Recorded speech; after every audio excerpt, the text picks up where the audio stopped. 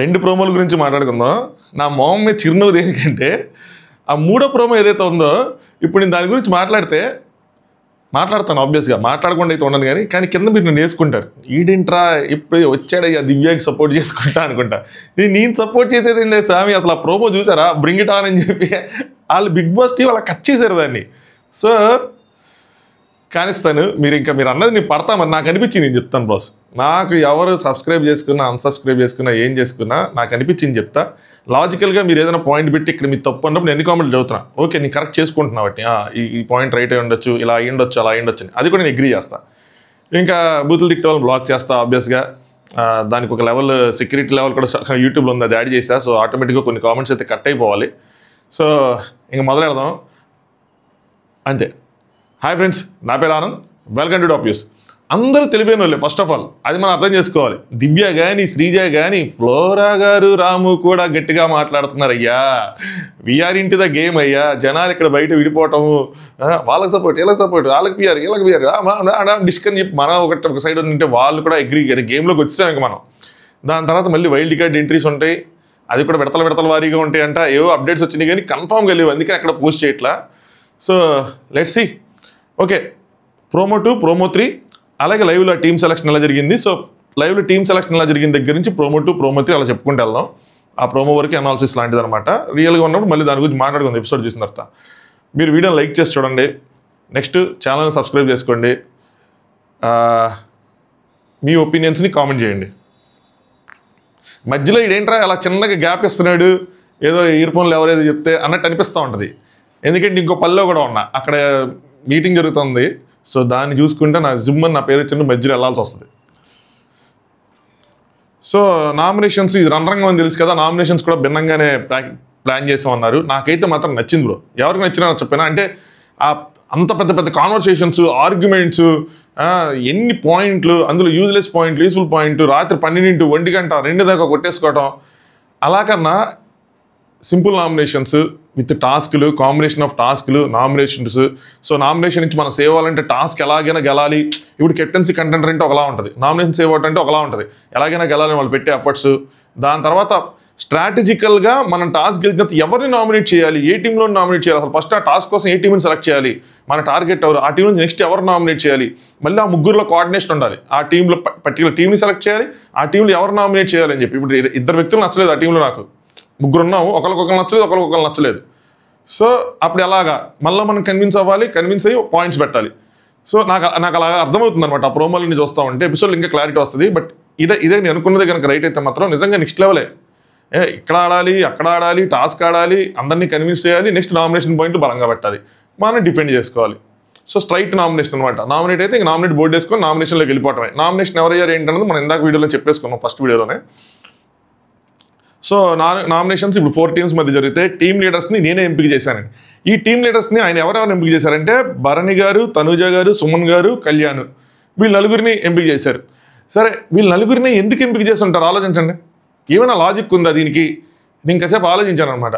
Okay వీళ్ళు బయట బలంగా ఉన్నారు అనుకుంటేనేమో కళ్యాణ్కి అంత బలంగా లేదు. ఒకవేళ ఇద్దరు ఓనర్స్ టెనెంట్స్ని పెడితే అనుకోవచ్చు. కానీ ఏముందంటే ఓనర్స్ రేషియో ఎక్కువ ఉంది కాబట్టి 3 ఓనర్స్, టెనెంట్స్ రేషియో తక్కువ ఉంది కాబట్టి ఒక టెనెంట్ని పెట్టారు.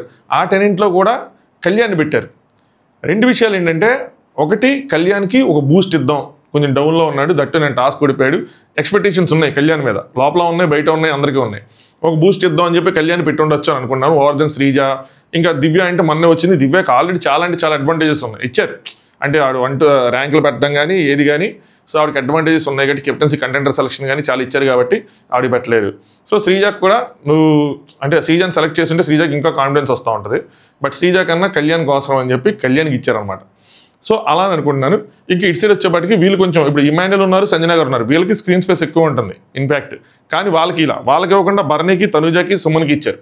ఇది ఎందుకు ఇచ్చారంటే, ఇప్పుడు భరణి గారిని చేసి తనుజ గారిని చేయకపోతే తనుజ గారు స్ట్రైట్ అవే భరణి గారి టీంలోకి వెళ్ళిపోతారు, ఆయన తీసేసుకుంటారు.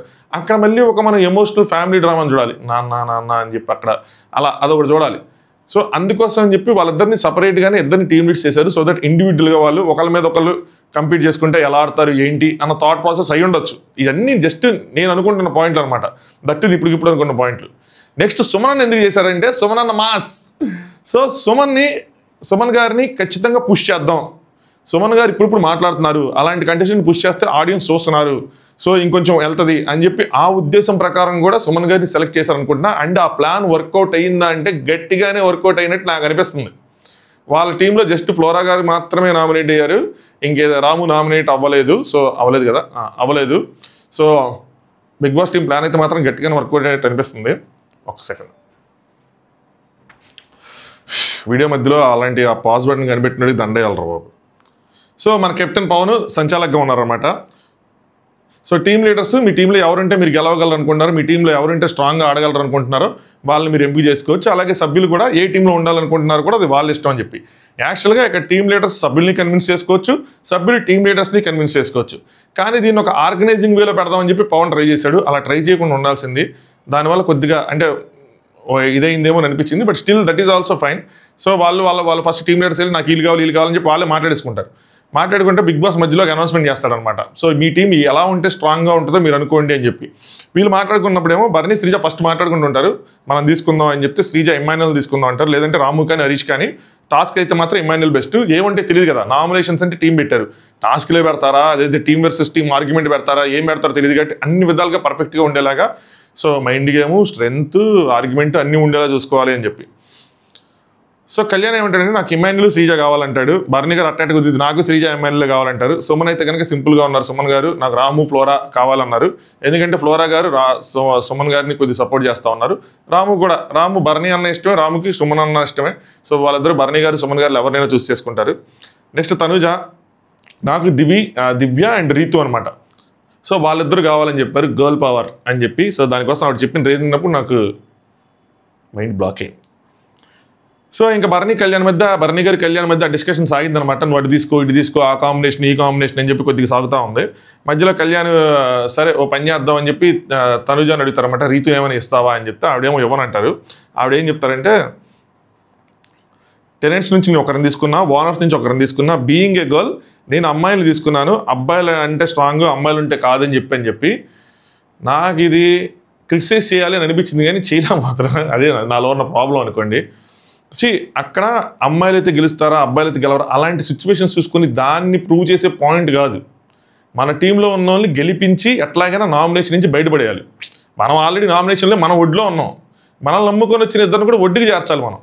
సో ఆ ఇద్దరు ఎవరై ఉండాలి అన్న దాంట్లో స్ట్రెంగ్త్ల ప్రకారం చూసుకోవాలి. ఇక్కడ ఓనర్సా టెనెంట్సా అని కాదు, టాస్కా ఆర్గ్యుమెంటా అలా చూసుకోవాలి.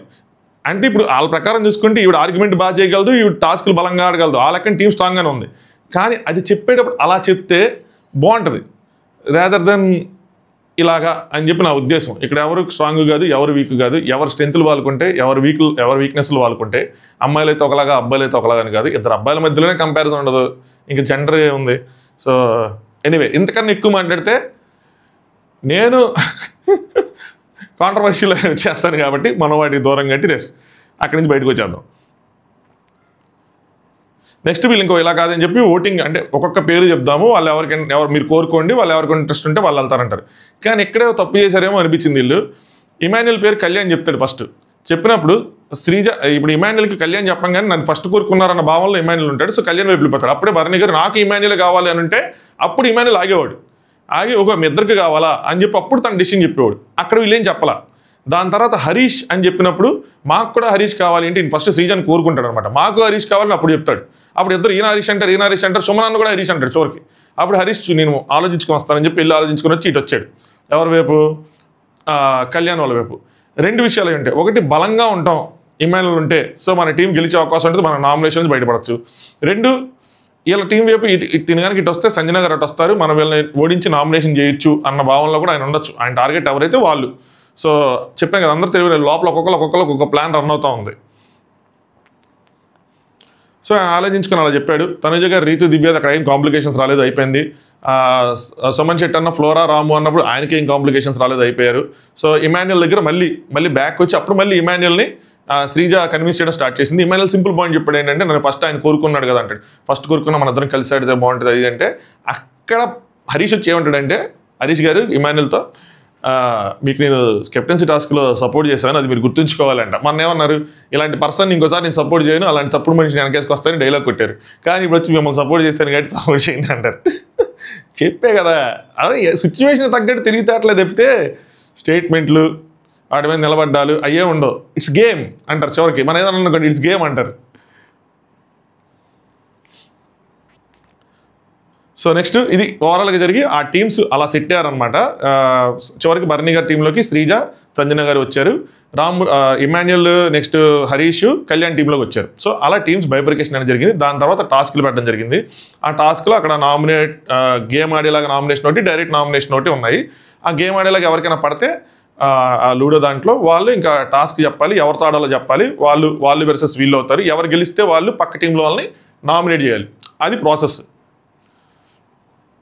సో ఇక్కడ ప్రమోటివ్ కనుక మీరు చూస్తే, సో వీళ్ళందరూ ఆవిడ ఎక్కడి నుంచి వచ్చావా అని వాడినందుకు రాముని సంజన గారు అలా అన్నందుకు దానికోసం ఆవిడ చెప్తున్నారు అది కరెక్ట్ కాదన్న దాంట్లో శ్రీజ ఎక్స్ప్లెయిన్ చేస్తుంది.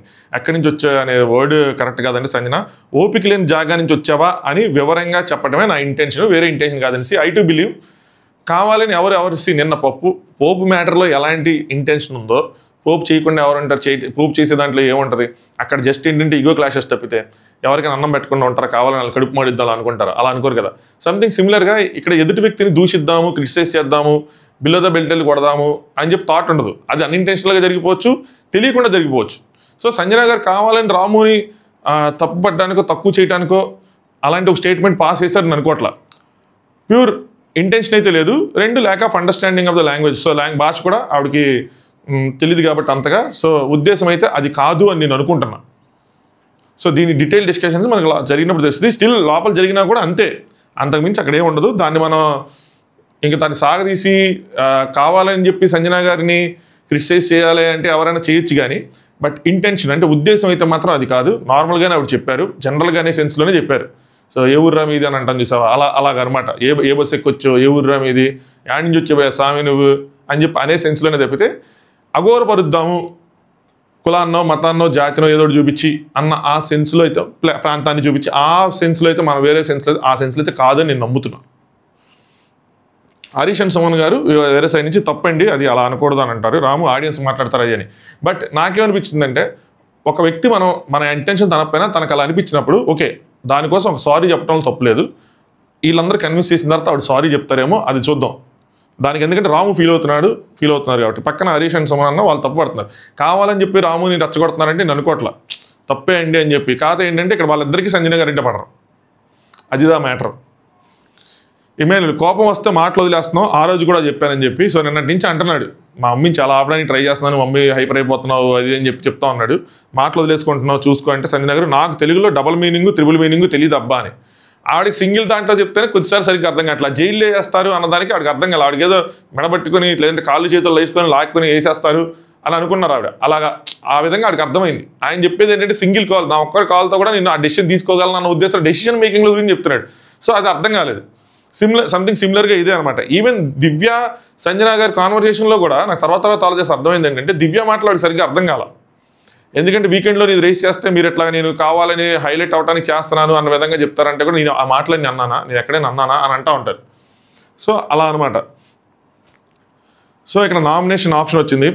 రీతు శ్రీజాని నామినేట్ చేసింది. సో ఇదొక ఇంట్రెస్టింగ్ పరిణామం అనమాట. ఎందుకంటే వాళ్ళ దాంట్లో ఉన్నది ఎవరంటే, ఒక్క నిమిషం అండి, నేను అనుకోవటం ఒకవేళ వాళ్ళకి ఆ టీంలోంచి మనకి ఆప్షన్ ఉంది అన్నప్పుడు సంజన గారిని చేయొచ్చు కదా వీళ్ళు. ఎందుకంటే నిన్నే తనూజ గారికి సంజన గారికి అంత పెద్ద గొడవ అయింది అనుకున్నా. మేబీ ఆ పాటికి సంజన గారు నామినేషన్ అయ్యి ఉండాలి, లేదంటే రీతు ఎక్కువగా కన్విన్స్ చేసి ఉండాలి శ్రీజాని నామినేషన్ చేయడానికి ఓవర్ తనూజ కన్నా కూడా. ఎందుకు ఇది అంటే ఆ కాంటెంట్ అనే కాన్సెప్ట్ ఏదైతే ఉందో దాని మీద కొంచెం రీతు గట్టిగానే హట్ అయి ఉంటుంది. సో ఖచ్చితంగా శ్రీజ రీతు నామినేషన్స్లో ఉంది. సో ఎయిదర్ సంజన గారేమో ఈవిడికి ఉన్నారు, తనూజ గారికి, శ్రీజ ఏమో రీతుకి ఉంది. సో అక్కడ ఆల్రెడీ సంజన గారు నామినేషన్ అయ్యి ఉండాలి, లేదంటే రీతు వీళ్ళిద్దరిని కన్విన్స్ చేసి నేను శ్రీజాని చేస్తాను అనుకుంటే దివ్య ఇద్దరిలో ఎవరికైనా ఓకే అంటది వాళ్ళ ముగ్గురు ఒపీనియన్స్లో. సో ఓకే అంటది. సో అందుకోసం అని చెప్పి అట్లా ఎల్లుంటారు. సో శ్రీజాని నామినేట్ చేసింది. కాకపోతే ఈ కాంటెంట్ అనే మ్యాటర్ తీసుకొచ్చిందా లేదా అని నాకు తెలిసి మ్యాక్సిమం అది తీసుకురాకుండానే టచ్ చేసి ఉంటుంది రీతు అని చెప్పి. రీతులో తెలివితేటలు కనిపిస్తున్నాయి, రీతులో బలం కూడా కనిపిస్తుంది, స్టాండ్ కనిపిస్తుంది, చాకచక్యంగా ఉంది, అన్ని క్వాలిటీస్ ఉన్నాయి, చాలా క్వాలిటీస్ ఉన్నాయి అమ్మాయిలో. బట్ ఒక్క క్వాలిటీ వల్ల పుల్ బ్యాక్ అవుతుంది. ఇంకో క్వాలిటీ ఉంది మహానటి అది అప్పుడప్పుడు గంగ చంద్రముఖిలా మారింది అన్నట్టు రీతు మహానటిలా మారుతూ ఉంటుంది. ఏడ్చిందా, నవ్విందా, ఏంది అది అది అలాంటివి వస్తూ ఉంటాయి. అవి కొన్ని పుల్ బ్యాక్ చేస్తూ ఉన్నాయి. ఇది కొంచెం కామెడీ వేలో చెప్పుకున్నా పవన్ది మాత్రం కొద్దిగా అది ఆవిడ బాగా లాగింది. బట్ ఓవర్ ద పీరియడ్ అది కూడా నార్మలైజ్ అయిపోద్దేమో అని అనుకుంటున్నా. ఎలా ఆడియన్స్ తీసుకుంటారు ఏంటి, మనం ఎలా తీసుకుంటాం, వాళ్ళ బాండింగ్ని బట్టి, వాళ్ళ సాక్రిఫైజెస్ని బట్టి మనకు తెలుస్తూ ఉంటుంది. నెక్స్ట్ బా ఓఫో మనకెళ్ళిపోయింది ఇది. మనిషిని గిచ్చి అక్కడ నొప్పి వచ్చిందా లేదా అని చూస్తావు, లేదా ఎంటర్టైన్మెంట్ ఉందా అని చేస్తావు, అది రాంగ్ ఫీలింగ్ అది అని చెప్పి. సో బేసికల్గా వీళ్ళు దివ్య బట్టల కోసమే ఇక్కడ రైస్ చేశారా, దాన్నే మెయిన్ అస్త్రంగా వాడారా అంటే అదే అనిపిస్తున్నారు ఈ మాటలు బట్టి. నెక్స్ట్ దివ్య కూడా ఇందులో లైన్లో ఉంటారు. ఇంకా శ్రీజ ఇన్వాల్వ్ ఉంది అని చెప్పి ప్రియా చెప్తే కానీ నాకు తెలియదు, సో నువ్వు ఇన్వాల్వ్ అయ్యావు అని చెప్పి. అసలు మెయిన్ ఆవిడే సంజన గారు, తర్వాత ప్లాన్ ఆవిడ, ఎగ్జిక్యూషన్ ఈవిడ. ఇంకొక ఆవిడేమో A1 సంజన గారు, A2 శ్రీజ, A3 ప్రియా, ఇలా A4 A5 అందరికీ తెలుసు ఇందులో కొంతమందికి. శ్రీజ ఇక్కడ వచ్చింది లెట్ మీ కంప్లీట్ అని. ఈ లెట్ మీ కంప్లీట్ ఆగు, లెట్ మీ కంప్లీట్ నువ్వు మాట్లాడుతున్నప్పుడు నేను మాట్లాడాను అన్న విషయం ఫస్ట్ ఎవరు మాట్లాడారు కానీ ఫస్ట్ శ్రీజ మాట్లాడి తర్వాత దివ్య మాట్లాడితే వాళ్ళకి అబ్బా పంచ్ ఇచ్చిందిరా అన్నటువంటిది. లేదా ఫస్ట్ దివ్య మాట్లాడి శ్రీజ మాట్లాడితే సెకండ్ శ్రీజ ఇచ్చిందిరా తిరిగి అని చెప్పి అన్నటువంటిది. వీళ్ళు ముందుకేసారా వెనక్కేసారా మనకు తెలియదు, ఏది అట్టేసారని చెప్పి. సో పెట్టింది ఎవరు, ఆ డ్రెస్సులు మ్యాటర్ పెట్టింది ఎవరు, నేనే పెట్టానంటే సో తర్వాత పనిష్మెంటా లేదంటే ఇంకోటి, అది నా తప్ప అని చెప్తే అడుగుతున్నారు. బట్ ఇక్కడ శ్రీజ నామినేషన్ చేయడానికి మెయిన్ రీజన్ మాత్రం రీతుది అయితే మాత్రం ఆ కాంటెంట్ అనేది తను ఎలా ఎజ్యూమ్ చేసుకుంటుంది అని తన మైండ్లో ఉంది, దాన్ని పెట్టింది. దివ్య దానికి అగ్రీ చేసింది అంటే కనుక ఆ బట్టల విషయం ఉంది కాబట్టి దానికి పెట్టారు. సో అది నేను అనుకుంటున్నా. ఇక్కడ తనూజాకి శ్రీజాకి మంచి ర్యాపో ఉంది సో అని అనుకుంటున్నాను, ఎందుకంటే వీళ్ళిద్దరు కొంచెం టైం స్పెండ్ చేస్తూ ఉన్నారు. తనూజ దీనికి అగ్రీ చెప్పినా వాళ్ళిద్దరూ కలిసి తనూజాని కన్విన్స్ చేసి ఉండొచ్చు అని అనుకుంటున్నాను ఈ నామినేషన్. నెక్స్ట్ ఫ్లోరా హరీష్ గారిని చేయటం నాకైతే మాత్రం లిటరల్గా చెప్తున్నా బ్రో, షాక్గా అనిపించింది. నిన్న కూడా హరీష్ గారు ఫ్లోరాని ఎంకరేజ్ చేస్తూ ఉన్నారు, మీరు స్టాండ్ తీసుకోవాలండి, మీరు అప్పుడు స్టాండ్ తీసుకుంటేనే మీరు ఇదవుతారు, అందరూ కలిసి స్టాండ్ తీసుకోకుండా మీరు ఎట్లా హైలైట్ అవుతారు, వాళ్ళని ఫాలో అవుతున్నట్టు ఉంటుంది, మీరు తప్పులకు స్టాండ్ తీసుకోవాలి అని చెప్పి. ఫస్ట్ టైం ఫుడ్ మానిటర్ దగ్గర ఈ మానిటర్ వాషింగ్ మానిటర్ ఏదైతే ఉందో దానికి స్టాండ్ తీసుకోండి, మీరు స్టాండ్ తీసుకొని నుంచొని పోరాడండి అన్నట్టు స్టార్ట్ అయ్యి తర్వాత వ్యక్తులకు కూడా మీరు స్టాండ్ తీసుకోవాలని చెప్పి అంటే ఆయన తీసుకోలేదు, హైజీన్ కోసం కానీ దేనికోసం కానీ ఆయన తీసుకోలేదు, ఇంకోటి తీసుకోలేదని అలా పెట్టారు. సో ఫ్లోరా గారు దాన్ని మరి వాడారా, మరి వేరే విషయం ఉందంటే ఇంకో విషయం కూడా ఉంది. హరీష్ క్లీన్ చేస్తూ ఉంటారు వాష్రూమ్ని, ఫ్లోరా కొన్ని డైరెక్షన్స్ ఇస్తారు. సో ఓనర్గా నేను చెప్పొచ్చా అంటే లేదండి మానిటర్కి చెప్పుకోండి అన్నట్టు అక్కడ డిస్కషన్ జరిగిద్ది. సో ఆవిడ వెళ్ళి అడిగిద్ది కూడా వాషింగ్ మానిటర్ని, సో నేను చేయొచ్చా లేదా ఏంటి అని చెప్పి వాష్రూమ్ మానిటర్ని. సో అలాంటిది ఒక క్లాష్, సో నేను చెప్తే ఈయన చేయడా అన్న విధంగా ఉంటుంది. సో దానివల్ల వచ్చిన పరిణామాలు ఇవన్నీ అనిపిస్తుంది. సో ఫ్రెండ్షిప్కి ఒక రూల్ ఉంది, ట్రస్ట్ లేకపోతే రిలేషన్షిప్ లేదు అని చెప్పి ఆవిడ చెప్తూ ఉంటారు. అసలు మీ ఇలాంటి ఫ్రెండ్స్ నాకు వద్దంటాడు ఆయన ఫస్ట్. ఎందుకంటే నువ్వు నన్ను నామినేట్ చేసిన తర్వాత ఇంక మన మధ్య మాట్లాడాలండో యుద్ధమే ఆయన సైడ్ నుంచి. నువ్వు ఏదైనా చెప్పు, నువ్వు నామినేషన్ చేస్తాను, నేను మంచిగా ఆలోచించి నీకోసం మంచి చెప్తే నన్ను నామినేషన్ చేస్తే దట్టు ఫ్రెండ్షిప్ ట్రస్ట్ అనే వర్డ్స్ ఇచ్చినప్పుడు ఇంక మాటలు లేవు, మాట్లాడుకోవటాలు లేవు, చూసుకుందాం రెండే అన్నట్టే ఉంటుంది. మీరు నాకు థ్రెటన్ చేస్తున్నారు అని చెప్పి ఆవిడ మీ వెల్విషర్గా చెప్తున్నాను అంటే మీకు థ్రెటన్ చేయలేదండి, మీ వెల్విషర్గా చెప్పాను తప్ప ఇంకోటి ఏం లేదు. విషయంలో స్టాండ్ తీసుకోండి, లేదంటే మీకు ప్రాబ్లం, తప్పుడు విషయంలో స్టాండ్ తీసుకోండి, లేదంటే మీకు ప్రాబ్లం అయింది అని చెప్పి ఆయన సంజనా గారికి ఆవిడ అంత క్లోజ్ అయిపోతే ఆయన సంజనా గారికి అగైనెస్ట్గా స్టాండ్ తీసుకోండి అని పుష్ చేస్తే ఆవిడ ఎందుకు తీసుకునిద్ది, రివర్స్లోనే వచ్చింది. So she wants to prove ఏంటి అంటే రెండు విషయాలు, ఒకటి సంజనా గారికి తన క్లోజ్, సో సంజనా గారికి లాయల్టీ అన్నది ఒకటి, రెండు తనకు ఒక ఇండివిజువల్ సెల్ఫ్ ఉందనో ఇంకోటి ఉందనో, సో నాకు ఎవరైనా మంచి చెప్తారని కాదు, నాకు అది తప్పు అనిపిస్తే నేను చేస్తానని చెప్పి. బట్ ఫ్లోరా గారు హరీష్ గారు నామినేట్ చేయడం మాత్రం నా పాయింట్ ఆఫ్ వ్యూలో మాస్టర్ స్ట్రోకే. సో కనిపిస్తుంది ఆవిడ ఆలోచిస్తున్నారు ఏంటని. But language is the biggest problem. కనీసం తెలుగు వచ్చి అటు ఇటు మాట్లాడితే ఈ మీనింగ్ అని చెప్పుకోవచ్చు, కానీ ఇంగ్లీష్ అంటే ఇంకా ప్యూర్ ట్రాన్స్లేషనే. గోయింగ్ ఫార్వర్డ్ టెక్నాలజీ ఎలా వచ్చేస్తుందంటే మనం అంటే ఇప్పటికీ ఉంది, బట్ ఇంకా అందరికి అందుబాటులోకి వచ్చేసి ఈజీగా అంటే మనం మాట్లాడుతున్నా బయటికి ఆన్ ద గో ట్రాన్స్లేట్ అయిపోయి అందరికీ వినిపించేలాగా నీట్గా మన వాయిస్తోనే వచ్చేలాగా ఉన్నాయి. మళ్ళీ మీరు ఎక్కడ ఉందో అక్కడ ఉందని చెప్పదు, ఉన్నాయి మరి మన అందుబాటులోకి వచ్చేసంత అలా పెట్టేసి అలాంటి మైకులు వచ్చేస్తే మనం మాట్లాడుతూ ఇంగ్లీష్లో మాట్లాడినా తెలుగులోకి వస్తూ ఉంటుంది, అలా వస్తుంది. అప్పుడు మీరు ఇంటర్నేషనల్ కిలాడీలను తీసుకొచ్చినా కూడా అసలు నెక్స్ట్ లెవెల్ బిగ్ బాస్ ఇంకా మామూలుగా ఉండదు. అప్పుడు కూడా మన వాళ్ళు తెలుగు వచ్చిన వాళ్ళు తీసుకుని అంటావా లేదంటే ఏమంటామని చూడాలి. అది అబ్బాయి ఇక్కడ ఇంకా మాట వచ్చింది కానీ నాకు ఇప్పుడు వద్దులేండి, అది ఇప్పటికే చాలా ఇదిగా ఉంది. సో నెక్స్ట్ రాము వచ్చారు, మమ్మల్ని మాట్లాడిన హరీష్ గారు అని చెప్పి. సో ఇది వాళ్ళ గ్రూప్ నామినేషన్ కాబట్టి రాముకు కూడా ఉంది హరీష్ని నామినేట్ చేయాలని చెప్పి. సో దానికోసం ఆయన వచ్చారు. సుమన్కి కూడా ఉందా అంటే ఇక్కడ ప్రాబ్లం కాన్ఫ్లిక్ట్. సుమన్ గారికి హరీష్ గారికి మంచి బాండింగ్ ఉంది. హరీష్ గారు ఎప్పుడు సుమన్ గారిని మంచిగా ట్రీట్ చేస్తారు, మంచి మనిషి కాకపోతే ఆయన స్టాండ్ లేదని చెప్పి నిన్న కూడా ఫ్లోరాతో అంటూ ఉంటాడు అనమాట. సో వీళ్ళు అలా ఇది చెప్పాను కదా, ముగ్గురులో ఇది చాలా బాగుంటాయి నామినేషన్స్, వాళ్ళు ముగ్గురు అగ్రీ చేయాలి, వాళ్ళు ముగ్గురు అగ్రీ చేసిన తర్వాతే ఇది బయటకు వస్తుంది అని చెప్పి. సో నీట్గా ఉన్నా కానీ హైజీన్గా లేనని చెప్పి పోర్ట్రే చేశారు అనగానే ఇక్కడ తనూజ గారు ఎందుకు ఇన్వాల్వ్ అయ్యారు నాకు అర్థం కాల. మేబీ ఆయన ఫుడ్ మానిటర్గా తప్పించారు కాబట్టి, అంటే అక్కడ ఆయన బ్రేక్లో Saturday episode Sunday shoot episode బ్రేక్లో ఆయన టీ పెట్టమంటే ఆయన టీ పెట్టనంటారు కదా, అక్కడి నుంచి వచ్చింది ఇష్యూ. అక్కడి నుంచి వీళ్ళందరూ ఇన్వాల్వ్ అయ్యారేమో అని అనుకుంటున్నా. ఆ పాయింట్స్ వచ్చుంటే దానికోసం ఇన్వాల్వ్ అయ్యారు అనుకుంటున్నాను. సో మీ బట్టి ఉంటుంది నా పేషెన్స్ అన్నదని చెప్పి ఆవిడ కొంచెంగా అరుస్తూ ఉన్నారు. సెల్ఫ్ డబ్బా కొట్టుకోవడం వచ్చు, మిగతా మాటలు రావని చెప్పి. ఈ లైన్ మాత్రం కరెక్టే, చాలా చోట్ల ఆయన సెల్ఫ్ డబ్బా కొట్టుకుంటూ ఉంటారు.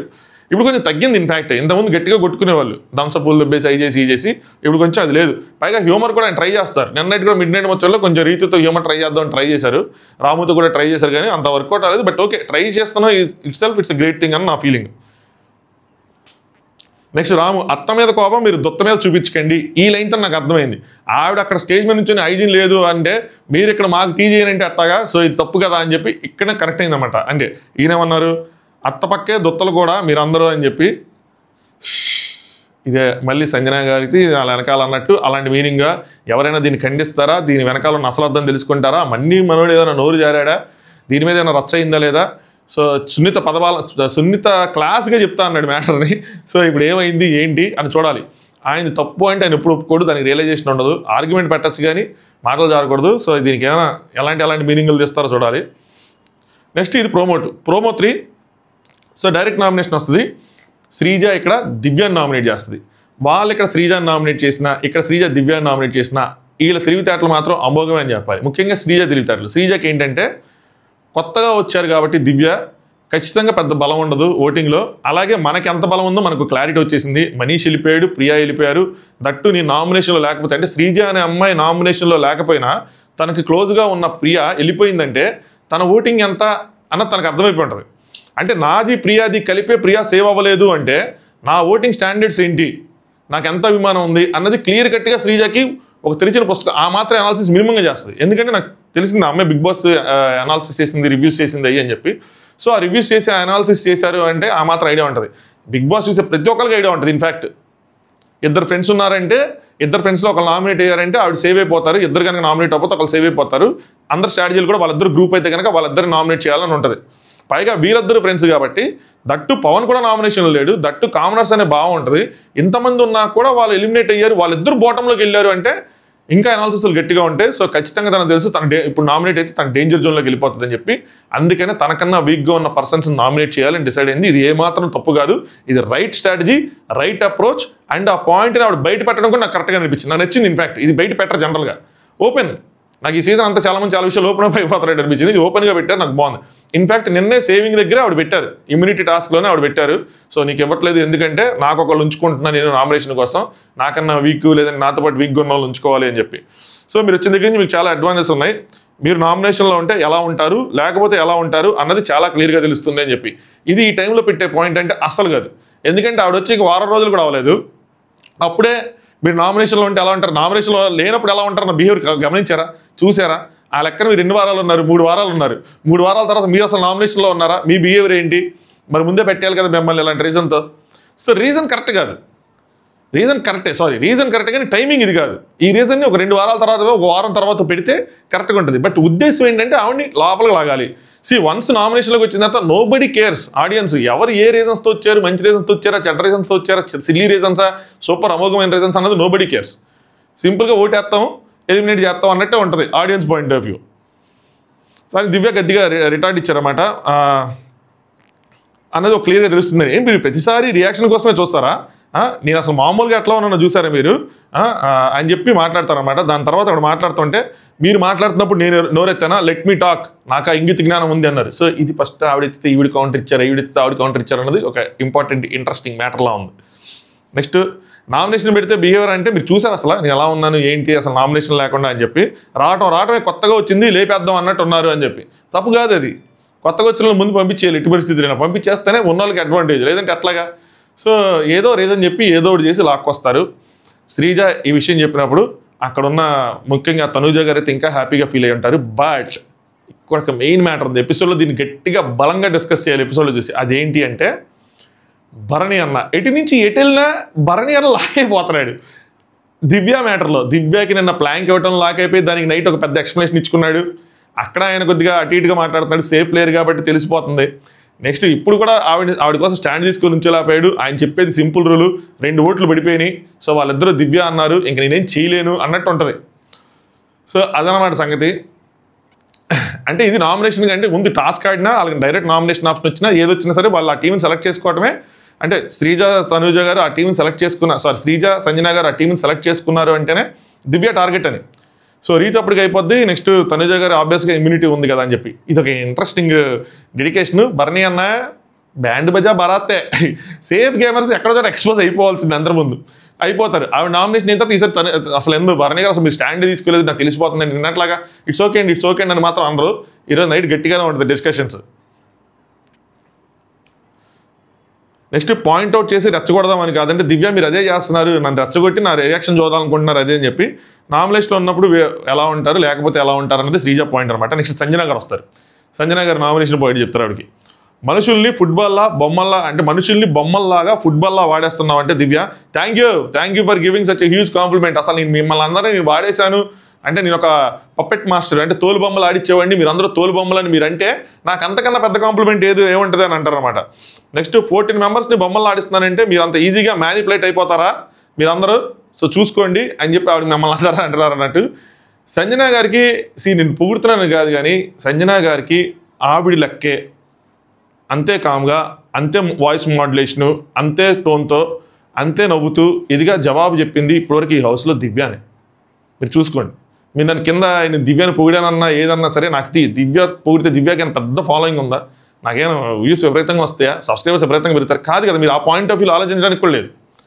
కానీ ఎందుకు చెప్తాను అర్థం చేసుకోండి. మీరు గమనిస్తే నేను లైవ్ ఎన్ని గమనించుకుంటూ వస్తాను కాబట్టి మీ ఈజీగా సంజన గారితో మాట్లాడేటప్పుడు ఎదుటిలో కొద్దిగా ట్రిగ్గర్ అవుతారు. అలా మాట్లాడతారు ఆవిడ అసలు నేను అసలు ఆర్గ్యూ చేయనమ్మా నీతో అని చెప్పి వెళ్ళి కూర్చుని పోతారు. వాళ్ళు గట్టిగా ఆర్గ్యూ చేస్తారు, అరుస్తూ ఉంటాయి. కానీ ఇప్పుడు అంతే కామ్గా పెడుతున్నారు ఆవిడ పాయింట్స్, ఎలా మాట్లాడాలో అలాగే మాట్లాడతారు. ఇది అడ్వాంటేజ్ అంటే ఖచ్చితంగా అడ్వాంటేజ్ చూసి వచ్చింది భయ్యా ఇందులో ఏముందని మీరు అనొచ్చు. కానీ మనం చాలామంది వైల్డ్ కార్డ్స్ని చూసి వచ్చి కూడా ఏమి చేయని వాళ్ళని. సో అందుకోసం బిగ్ బాస్ టీము మెసేజ్ మారేడిగా చేసి ఇప్పుడు పంపించింది ఏదో విధంగా, నాకు తెలిసి అదంతా చూసే పంపించుంటారు. నెక్స్ట్ సంజన గారు ఏంటంటే కెప్టెన్ని మ్యానిపులేట్ చేసి నాకు కెప్టెన్కి పెద్ద గొడవ పెట్టింది, ఒక్క రోజులో చూసారా ఒక రోజు అవ్వలేదు ఎంత పెద్ద ఫైట్ పెట్టిందని. ఇక్కడ కెప్టెన్ మ్యానిపులేట్ అయ్యాడు అంటే అది కెప్టెన్కి దారుణమైన పరిస్థితి. అంటే ఆయన్ని డిఫెన్స్లో పడేసింది, ఈవిడిని కాదు. ఈవిడికి అది అడ్వాంటేజ్గానే ఉంటుంది. పవన్ నేను అంత ఈజీగా మ్యానిపులేట్ అయిపోయానని చెప్పి ఇక్కడ పవన్ ఇన్వాల్వ్మెంట్ రావాలి. యాక్చువల్గా అయితే మేడం మీరు అలా నేనేం నా ఏం మ్యానిపులేట్ అవ్వలేదు, నాకు కరెక్ట్గా నాకు అనిపించింది నేను చెప్పాను అని చెప్పి ఆయన రావాలి. సో ఇక్కడ ఆ ఎలివేషన్ మాత్రం ప్రోమోలు ఇచ్చారు, నేను ఇచ్చింది కాదు. If you think I am that strong then అక్కడ music, if you think I am that capable then I'm taking it as a compliment, bring it on. So #bring it on. So ప్రోమోలోనే ఆవిడకి elevation ఇచ్చారు. Bigg Boss team నుంచి importance ఉంది, ఎందుకంటే ఆవిడ సమవుజ్జిగా నుంచుంటున్నారు. నేను చెప్పే మాటలు ఈరోజు ఏదో నేను కావాలని చెప్తున్నాను లేదంటే కావాలని చెప్తున్నాను మీరు అనుకోవచ్చు, కానీ గోయింగ్ ఫార్వర్డ్ మీరు రియలైజ్ అవుతారు.